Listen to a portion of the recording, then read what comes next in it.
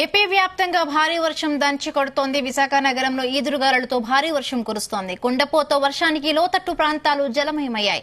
రోడ్లపై నీరు భారీగా నిలిచిపోయింది. దీంతో వాహనదారులు తీవ్ర ఇబ్బందులు పడుతూ ఉన్నారు. గంటకు 100 నుండి 120 కిలోమీటర్లతో ఈదురుగాలులు వీస్తూ ఉన్నాయి. ఈదురుగాలుల బీభత్సంతో చాలా చోట్ల చెట్లు, విద్యుత్ స్తంభాలు నేలకొరిగాయి. అటు గోదావరి జిల్లాలో వర్షం దంచి కొడుతోంది. ప్రజలు అప్రమత్తంగా ఉండాలని వాతావరణ శాఖ అధికారులు హెచ్చరిస్తూ ఉన్నారు.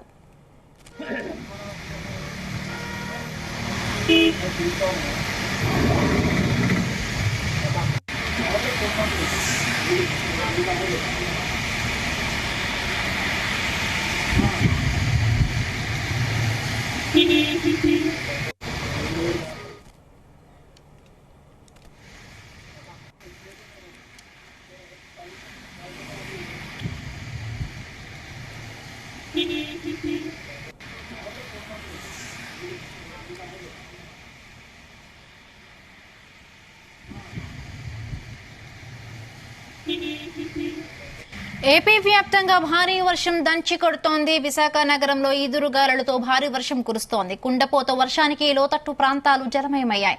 రోడ్లపై నీరు భారీగా నిలిచిపోయింది. దీంతో వాహనదారులు తీవ్ర ఇబ్బందులు పడుతూ ఉన్నారు. గంటకు 100 నుండి 120 కిలోమీటర్లతో ఈదురుగాలులు వీస్తూ ఉన్నాయి. ఈదురుగాలుల బీభత్సంతో చాలా చోట్ల చెట్లు, విద్యుత్ స్తంభాలు నేల కొరిగాయి. అటు గోదావరి జిల్లాలో వర్షం దంచి కొడుతోంది. ప్రజలు అప్రమత్తంగా ఉండాలని వాతావరణ శాఖ అధికారులు హెచ్చరిస్తూ ఉన్నారు. ఇక దీనికి సంబంధించి మరిన్ని పూర్తి అప్డేట్స్ వైజాగ్ నుండి మా ప్రతినిధి శ్రీను అందిస్తారు. శ్రీను.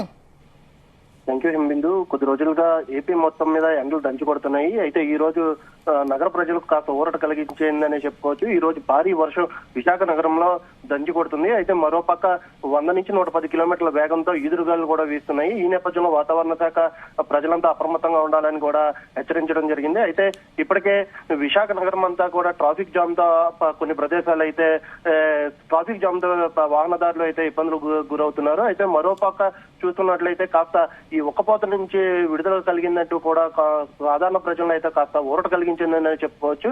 గత కొద్ది రోజులుగా విశాఖలోనే కాదు ఏపీ మొత్తం మీద ఉష్ణోగ్రతలు అయితే భారీగా నమోదవుతున్నాయి.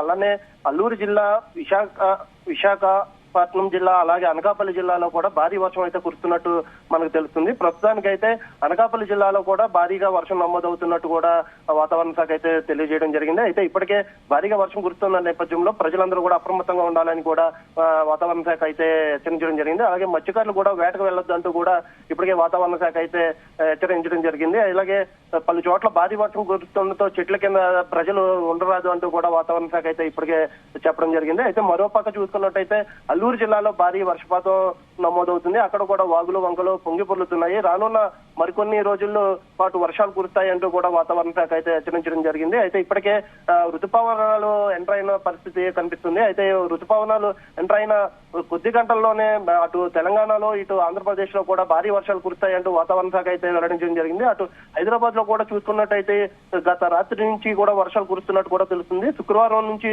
2 రోజుల పాటు నల్గొండ, సూర్యాపేట, ఖమ్మం, జనగం, యాదాద్రి, వరంగల్, హన్మకొండ, సిద్దిపేట, నిజామాబాద్ జిల్లాలో భారీ నుంచి అతి భారీ వర్షాలు కురిసే అవకాశం ఉందంటూ కూడా వాతావరణ శాఖ అయితే హెచ్చరించడం జరిగింది. అయితే ఋతుపవనాలు ముందుగానే రావడంతో వాతావరణం చల్లబడడంతో విశాఖ నగర ప్రజలు అయితే కాస్త ఊరట చెందుతున్నారని చెప్పుకోవచ్చు. మరోపక్క చూసుకున్నట్టయితే అల్లూరు జిల్లాలో కూడా భారీ వర్షం నమోదవుతున్నట్టు కూడా మనకు తెలుస్తుంది.